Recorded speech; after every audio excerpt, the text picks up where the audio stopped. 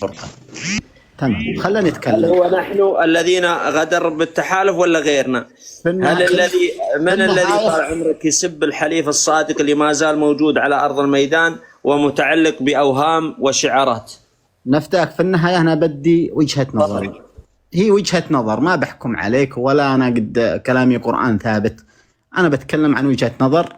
أنا لاحظت أشياء داخل البث بأنكم بتجيبوا ناس من الجنوب وناس من الشمال وناس برضه من يافع، من جهتين، من حضرموت ومن الضالع، وكلهم هذا يافعي وهذا يافعي، وسوينا فروق كثيرة. تلطخون اليمنيين لكم كدفاع وكحماية. سؤال خلي كلامك خلني أكمل بعدين. هل أنت مع الوحدة أم الانفصال؟ يا أخي لا أنا مع وطن يقوم سياسة ندية حتى يكون محافظة واحدة. سؤالي لك واضح، هل أنت مع الوطن الكامل اليمن الكبير أو مع جنوب وشمال؟ أنا مع دولة يمنية سواء كانت واحدة أو 10، بس تكون لها سياسة ندية وسلطة ندية داخل. ما كيف سلطة ندية؟ وأنت قاعد جزاك لا عاش. إيش عليك تبغى من الندية؟ ما تجي كذا ما سلطة. أنت أنا ليش ما تعطوني فرصة؟ ليش ما تعطوني فرصة؟ معناتها حاكمين. ليش ما تعطوني فرصة أتكلم؟ لأنك متناقض في إجابتك، متناقض. يا أخي خلني متناقض يا أخي، وبعدين وضح التناقض حقي. خلوني. وضحتك الحين.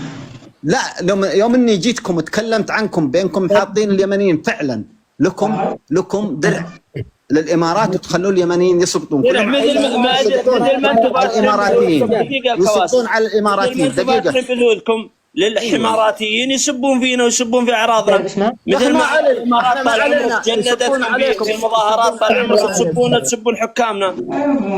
لا حول ولا قوه الا بالله. خليني اكمل. ما ياخذ ولا في بثوثهم هم ولا مدعوس في اكس، مدعوس مع من العرب في جميع برامج التواصل الاجتماعي. تمام، والله ما بتخلون حدا.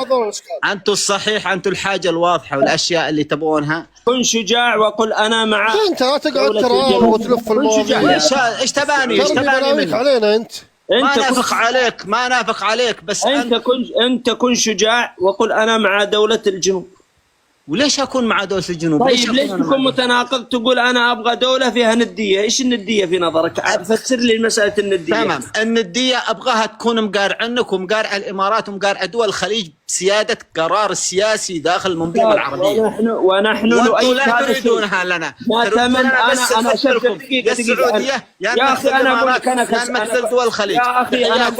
يا اخي انا اقول لك كسعودي اتمنى ان تكون اليمن شمالها وجنوبها تناهض حضاره وتقدم المملكه العربيه السعوديه. شوف كيفني انا منصف معك. السعوديه هذا ما هو بصح. يا السعوديه ابو فهد تسمعني؟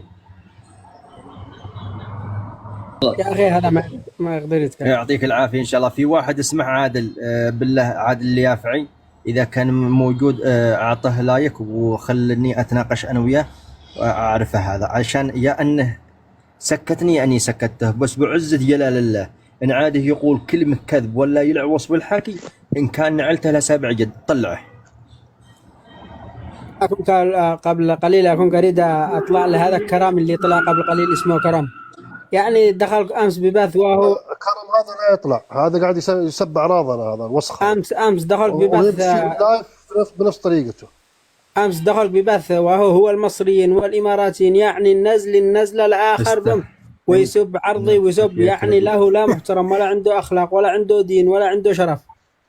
انا اكون كول قبل قليل اريد اطلع اقول له الله المستعان عليك، لانه سب عرضي امام الاماراتيين والمصريين، وانا كنت شيء ارد على هذيك اللحظه ما كان موجود، لكن راح. هذه اخلاقهم. انا خصيمه يوم القيامه لانه يسب عرضي امام الناس. انا خصيمه يوم القيامه امام الله. جبان. حسبي الله. من تبي يا نادر؟ تبي جنوبي من يافع؟ طلع جنوبي من يافع او عادل اليافعي. طيب هذا جنوبي من يافع. يا جنوبي السلام عليكم ورحمه الله وبركاته.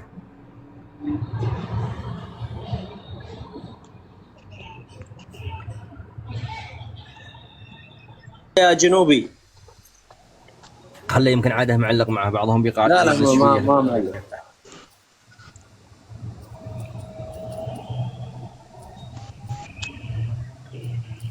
اللي يقول اني انا اجمعهم. احمد ديان اليافعي تبي؟ احمد ديان اليافعي برضه، حياك الله يا احمد. السلام عليكم. عليكم السلام ورحمة الله. يا هلا. يعطيك العافيه يا استاذ احمد حبيبي. من وين انت يا كلدي؟ من وين؟ انا من مدينه الحد، من قريه الحصن بن الشيخ عبد الله حسين علي. حياك الله والنعم والله. ما عليك زود. وانت من وين يا احمد؟ انا من لبعوس. والله وسبعة عام من لبعوس، حياك الله. وانت يا احمد مؤيد للضربه اللي وقعت على المجلس الانتقالي بالريان وغيرها، ولا انت ضدها؟ والله شوف، انا من ناحية الانتقالي رحنا ضده لما كان مسيطر، تمام، بس رحنا ايدناه عشان الجنوب، يعني عشان شفنا انه بيستعيد دولة الجنوب، هذا تأييدنا. حلو.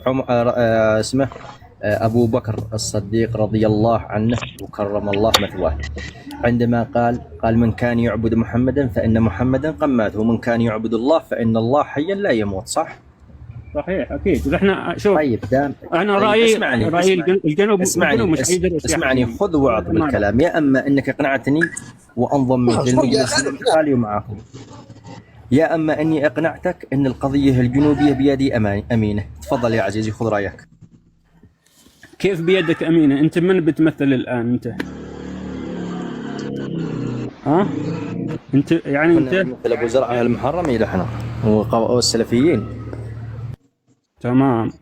طيب هل أبو زرعة وهل أنتم مثلا بتستعيدوا لنا دولة الجنوب؟ نحن معكم إذا أنتم بتستعيدوا لنا دولة الجنوب، وبنأيدكم وبنلعن سابع جد عيدروس، بس إذا أنتم بترجعونا لعند صنعاء ولا عند الحوثي فأكيد إحنا بنكون ضدكم. فهمت؟ أنا أسألك سؤال، هذه الدولة اللي لحظة أبغى أوضح حاجة. لو سمحت أنا أسألك، الدولة اللي انتشت السعيدة كم كان عدد جامعات عدن قبل الوحدة؟ ما علينا من ذا الكلام، بس أوضح لكم نقطة. جاوبني على سؤال. كم كان جاوبني يا حبيبي. تعال معك دولة شستعيدة، كم كان عدد الكليات في عدن قبل الوحدة؟ جاوبني. عدد الكليات حبيبي شوف، جاوبني على السؤال. أجاوبك. لحظة. شوف، من ناحية الجنوب زمان معروف إنها كان اشتراكية، ورحنا مش مع الاشتراكية. ما عليك، أنا أنتقك شتستعيد الدولة. جاوبني على السؤال، كم كان عدد كليات الجنوب في محافظة عدن؟ يا أخي الله يرضى لي على والديك، هذا سؤال فرعي ما علي منه. دولة مخلفة ما حد معترف بقوم، العالم كله ما حد معترف بقوم، تيجي تقول لي شتستعيد إيش تستعيد؟ والله حبيبي ما كانت دولة متخلفة. دخلنا وعزيناكم بالوحدة، الوحدة عزيزكم يا صاحبي، كانكم مشردين محق بالكم، كانكم تهربوا عندنا تهريب عشان تقطع جواز تدخل السعودية. ايش يستعد من دولة؟ انت عارف نسبة الأمية بالجنوب كان صفر، نسبة الأمية كان صفر بالجنوب. دقيقة كواسر، دقيقة أشغلتونا بنسبة الأمية. يا أخي هذه الإحصائية اللي أنت تختلقها متى حصلت هذه؟ يعني أنا أمس كان واحد يتكلم، تخيل يا أخوان، خلال 3 يا رجل الدول العظمى تقعد 100 سنة عشان تنشئ جيل جديد متعلم نقول إنه محل أمية. أنت خلال 23 سنة محيت الأمية؟ هيك لأننا كان في مدارس أمية محو الأمية. إيش المدارس اللي عندك؟ المدارس اللي عندك هل أنت الذي أنشأتها؟ دقيقة يا أخي، هل المدارس هذه أنشئت في العهد الحكم البريطاني ولا قبله موجودة؟ لا في عهد الاشتراكي. ممتاز. في عهد الاشتراكي 23 سنة يا مسلم. كم مدة حكم الانتقالي؟ 9 سنوات. 9 سنوات. خلال هذه ال9 سنوات محيت الأمية؟ لا حبيبي، شوف الانتقالي رحنا مش معاه حبيبي، خلينا نوضح لك فكرة يا شوف كيف هرب للانتقالي. أنا أقول لك أنت أوضح لك فكرة يا أحمد يا عادل، كتم يا عادل لين يجيك الدور يا أخوان. أوضح لك دقيقة يا مسلم، دقيقة ملي. عادل أنت طلعتك 20 مرة وما زلت ما فهمت سياسة البث. لا تقاطع، قلنا لك أنت تقول هذه الأسطوانة اتركوها عنكم. مسألة أنه كنتم متطورين، كنتم مدري إيش، تسكنون أفخم القصور، هي شارعين في عدن. واشغلت العالم. هذه الشارعين ترى بناء انجليزي. طيب تمام، ما علينا من ذا الكلام. احنا اولاد اليوم حبيبي، انا اشتي اوضح للسعوديين فكره بس. اول شيء الجنوبيين. طيب الان المجلس الانتقالي اللي في الرياض يمثلك ولا لا؟ المجلس الانتقالي حاليا اذا هو بيصير ما هو الانتقالي، المجلس الجديد الان التشاوري هذا يمثلكم ابو زرعه ولا لا؟ تمام يمثلنا، بس اذا يعني صار تلاعب مثلا وضغطوا عليه. طيب انت الان خطابه اللي قاعد الان يحصل، انت سمعت مقابلته وخطابه؟ اوكي رحنا معاهم تمام، بس اشتي اوضح لك نقطه. طيب خطابه يقول ان العدو هو الحوثي. تمام، رحنا عدونا الحوثي. طيب لماذا تريد لماذا يا اخي انا بقول لكم رساله يا ابناء الجنوب، افهموها جيدا. قضيتكم معطلة حتى عودة صنعاء، دوليا لا تستطيع أن تنفصل إلا بعودة صنعاء، عودة الشرعية. تمام، بس أسألك سؤال. طيب وإذا ما طلع الحوثي، إذا ما ظل الحوثي مكانه ما قدرتوا تطلعوه، وش الحل؟ أيوة. وش بتسوي أنت؟ إذا الحوثي، أنا بسألكم أنتوا إذا الحوثي أنا أبغاك أنت وش بتسوي أنت؟ أنا أقول لك وش بنسوي. شوف رحنا بالجنوب حبيبي، رحنا ما بنقبل ان الحوثي يسيطر علينا. يا اخي خلي الحوثي، انت ايش بتسوي؟ تبني وطن؟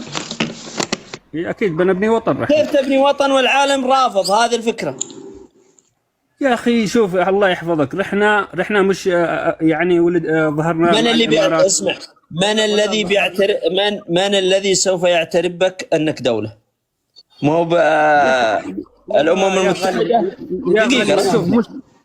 دقيقه، مش ضروري ان دولتنا تظهر اليوم ولا بكره. احنا ما في مشكله، خلينا الان. انت الان اقول لك لماذا انا ربطت مصيرك بصنعاء. طيب ليش تربطنا بصنعاء؟ من الذي الان من الذي سوف يعترف بك؟ أليست الامم المتحده؟ تمام، الامم المتحده حاطتك تحت البند السابع. طيب يا حبيبي هذا شوف في 94 يا صديقي. إيه أنا أبي أسمعها من داعس يوم يقول شو يخصكم رحلة هلا وناسة، يعني في زيارة عالية. أبي داعس بسمعها من داعس. شكرا لكم. لديك شجاعة ترمس ولا ما لديك شجاعة؟ طب داعس جاك ما أدري إيش بلاه. تفضل الصوت. تفضل ناصر. الله يحييك يا حبيبي، يا هلا. عليكم السلام ابو سامي. داعس يا مللي.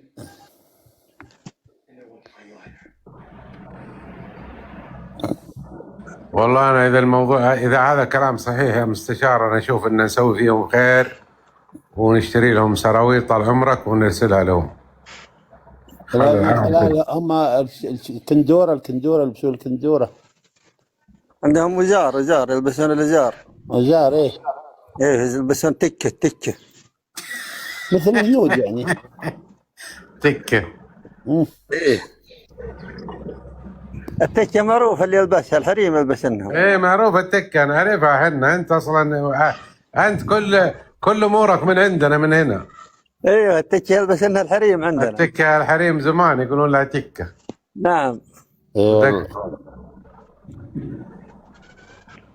بس انا استغرب يا ابو ناصر، انتم الاخوان يعني هم ليش ما يطلعون يناقشون يعني؟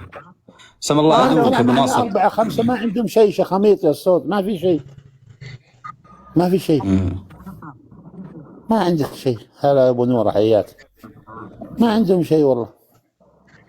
ما في. انت شوف، انت اذا واحد يبغى يدافع عن الباطل يقدر يطلع يدافع، هو عارف انه باطل ما يقدر يدافع اصلا. واذا طلع اكثر شيء في البثوث يقول حين عندنا احسن جواز وعندنا اطول برج بالعالم وعندنا مدري. أقول لك شيء والله احنا شفناهم في البثوث، والله العظيم ما يتكلم معك كلمتين نكثرها والثاني يسب ويشتم، يعني اخلاقهم ذاتها ما ادري. ما يعرف يا ابن حلال، ما يعرف، المخ فاضي.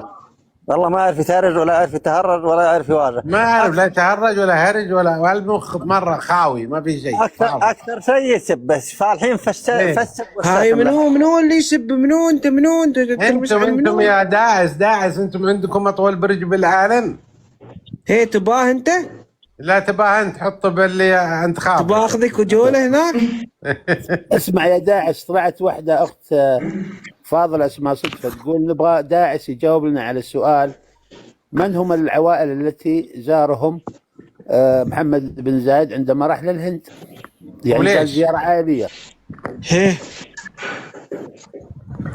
كومار وكوشار وسلمان خان وميتاب باتشن وناندي وماندي وغاندي ولا خواله هذول يا هي ومادرتشوت وغاندو كلها. وش يقربون له؟ هاي ولد خاله، هاي ولد عمه، هاي ولد يدته.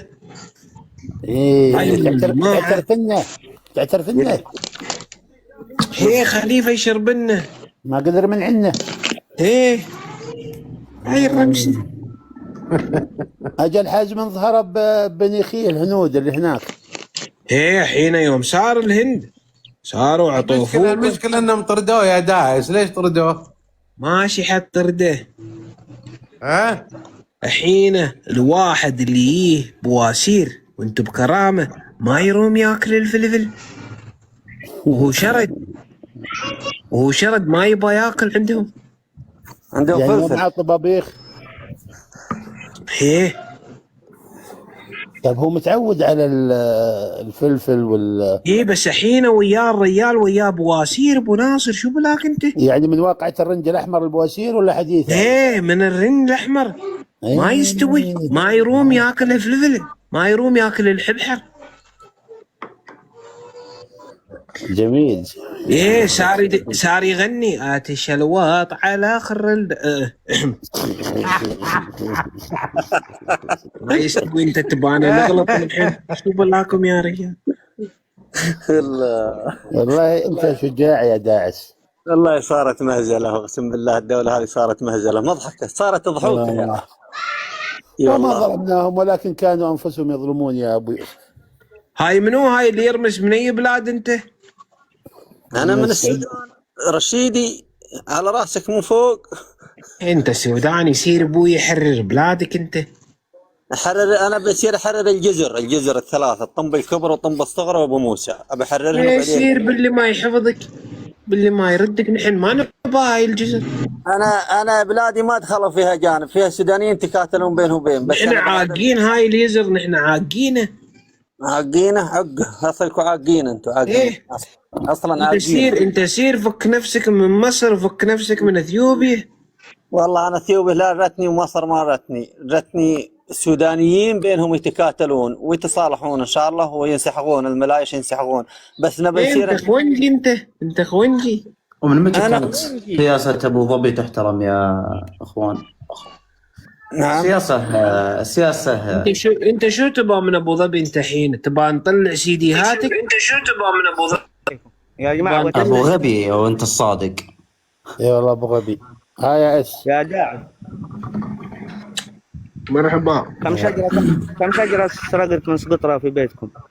انا اعتقد ان اساسا السياسة هذه غبية جدا، ولا اساسا كان لها اي احترام.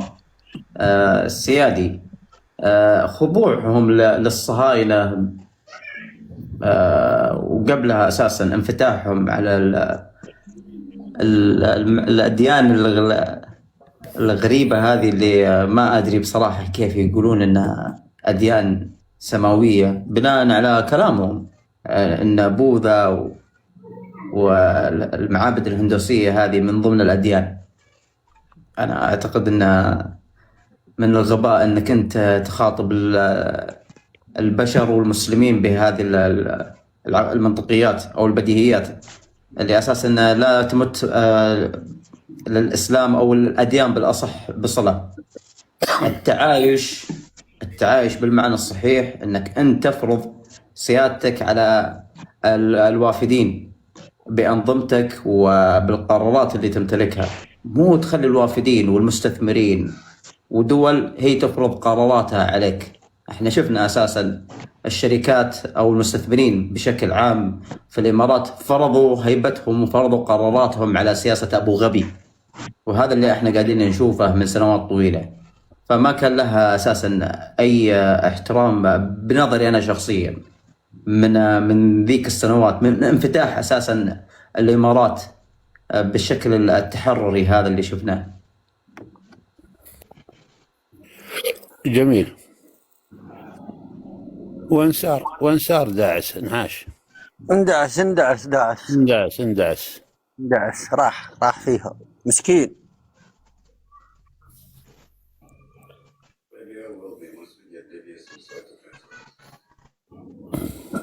المشكلة مستشار انه يعني خلينا نتكلم كذا يعني بواقعية اكثر.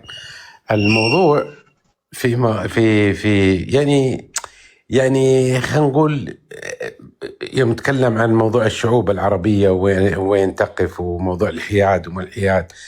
يا اخي شوف انت، احنا شهادتنا في السعودية مجروحة لأننا سعوديين اول، لكن انت ما يعني لما ترجع للعقل وتفكر كذا وتشوف السعودية سوت للدول العربية، اقسم بالله تقف اجلالا. حتى لو ما كنت عربي اصلا، حتى لو كنت اجنبي، تقول يا اخي هالمحيط البائس هذا اللي السعودية قاعد تدافع عنه طول السنين هذه، من ايام الملك عبد العزيز على فكرة، ترى الى يومنا هذا ما جاء ملك. لحظة ابو يوسف، ابو ساهر هذه بنت النور خويتنا.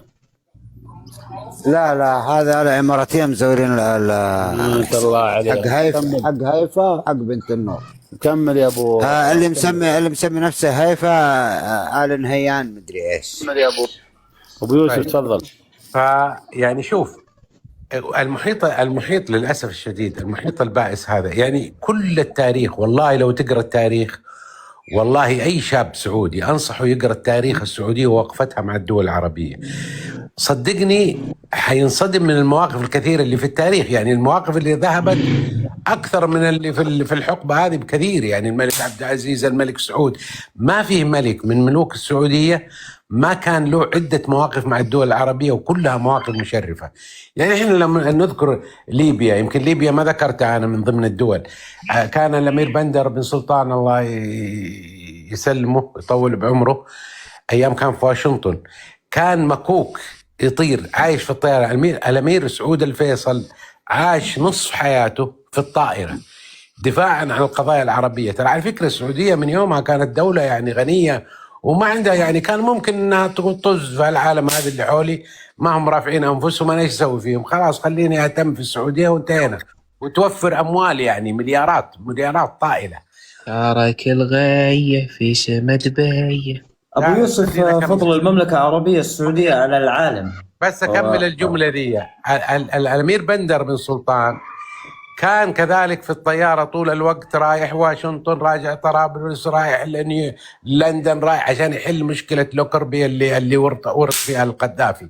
واستطاع الامير بندر، طبعا الحكومه السعوديه استطاعت انها تنقذ القذافي من مصيبه كانت على ليبيا وغيرها ومواقف غيرها. يعني القذافي شوف على قد ان القذافي كان يؤذي السعوديه، ولكن السعوديه دائما تتعامل بالحسنى، ولذلك وقفوا معاه. يعني انت ما تجد دوله في العالم على فكره بهذا الشكل. السعوديه تدعم 173 دوله، عندها مشاريع في دول ما تتخيلها بذهنك، يعني في اوروبا، في شرق اسيا، في جنوب امريكا. جنوب امريكا هذه يعني